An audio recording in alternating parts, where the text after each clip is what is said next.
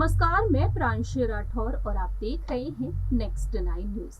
Bharatiya Janata party और Congress party की भिड़ंत से जहां एक तरफ आप सभी बखूबी वाकिफ है, जैसा कि आप जानते ही हैं कि केंद्र सरकार इस वक्त महंगाई और बेरोजगारी और जीएसटी के चलते विपक्ष के निशाने पर बनी हुई है।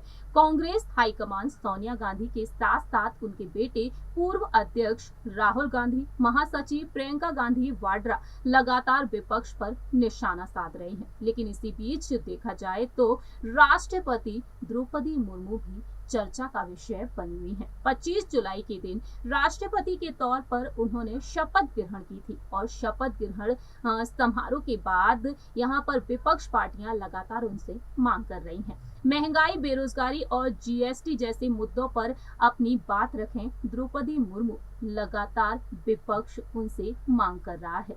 संसद भवन में जिस तरीके से मानसून सत्र के दौरान आवाज उठाती हुई नजर आया है विपक्ष, ऐसे में देखा जाए तो एक पत्र भी उन्हें भेज दिया गया जिस पर तकरीबन 10 दिग्गज नेताओं के हस्ताक्षर किए गए और मांग की है कि जल्द से जल्द केंद्र सरकार के फैसले पर वह अपनी राय रखें, केंद्र सरकार के साथ मिलकर फैसला लें। लेकिन दूसरी ही तरफ देखने को मिल रहा है कि अलग अलग राज्यों के मुख्यमंत्री उनसे मुलाकात करने पहुंच रहे हैं राष्ट्रपति भवन और अनेक मुद्दों पर वह अपनी बात रख रहे हैं। फिलहाल देखा जाए तो जम्मू कश्मीर का मुद्दा भी काफी ज्यादा गर्म है और सभी चाहते हैं कि जल्द से जल्द वह इस पर फैसला ले। लेकिन द्रौपदी मुर्मू, जिन्हें आगे किया बीजेपी के नेतृत्व में एनडीए ने, आदिवासी महिला जो आज देश की राष्ट्रपति हैं, 15वीं राष्ट्रपति हैं वह, जो एक बार फिर से किस तरीके से लोगों के लिए काफी कुछ करती हुई दिखाई दे सकती हैं। ओडिशा की बेटी हैं द्रौपदी मुर्मू और ऐसे में देखा जाए तो अब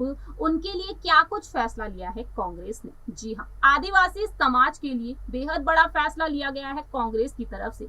ये फैसला किसी और ने नहीं बल्कि राजस्थान के मुख्यमंत्री अशोक गहलोत की तरफ से लिया गया है। हाल ही में जो अपडेट सामने आया है उसके बारे में आपको बताते हैं। दरअसल जानकारी के लिए आपको बता दें कि 9 अगस्त राजस्थान के मुख्यमंत्री अशोक गहलोत ने अपनी बात रखी।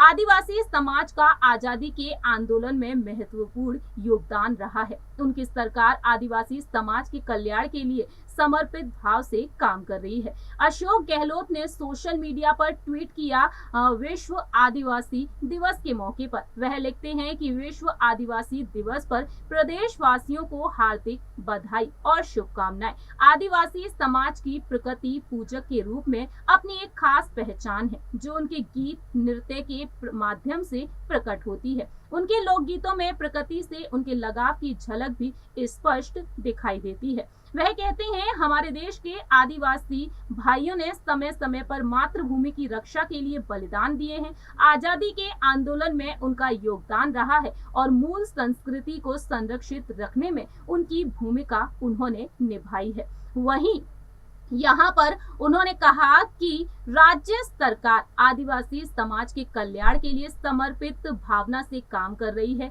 और समाज की मुख्य धारा से जोड़ने के लिए सांस्कृतिक विरासत को संरक्षित रखने के लिए हर संभव कोशिश भी की जाएंगी। इस तरीके से अशोक गहलोत ने आदिवासी समाज के लिए ये अहम फैसला लिया है। देखना दिलचस्प होगा कि द्रौपदी मुर्मू क्या कुछ फैसले लेती हैं और यहाँ पर द्रौपदी मुर्मू के समर्थन में कांग्रेस का ये फैसला देखने को मिल रहा है।